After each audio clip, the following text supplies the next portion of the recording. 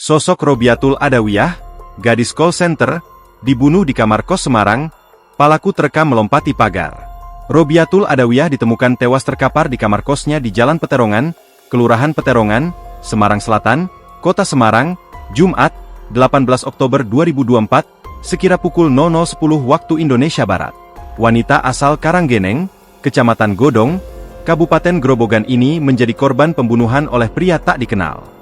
Robiatul diketahui bekerja sebagai petugas call center.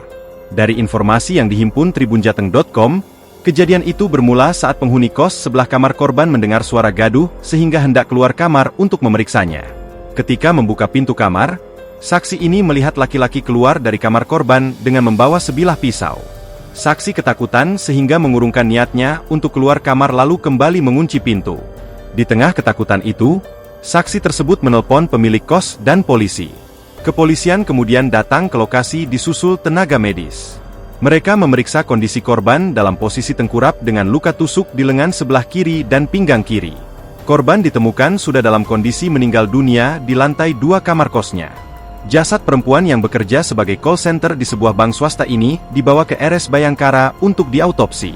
Polisi masih melakukan penyelidikan kasus pembunuhan tersebut. Sebelum terjadi pembunuhan tersebut, warga sempat mendengar keributan di kamar kos tersebut. Joko lantas mendatangi lokasi kejadian yang sudah ramai dikerumuni warga.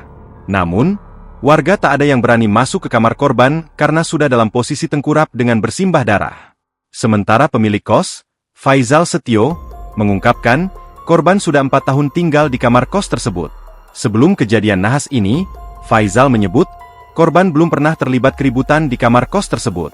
Jasad perempuan yang bekerja sebagai call center di sebuah bank swasta ini dibawa ke RS Bayangkara untuk diautopsi. Polisi masih melakukan penyelidikan kasus pembunuhan tersebut.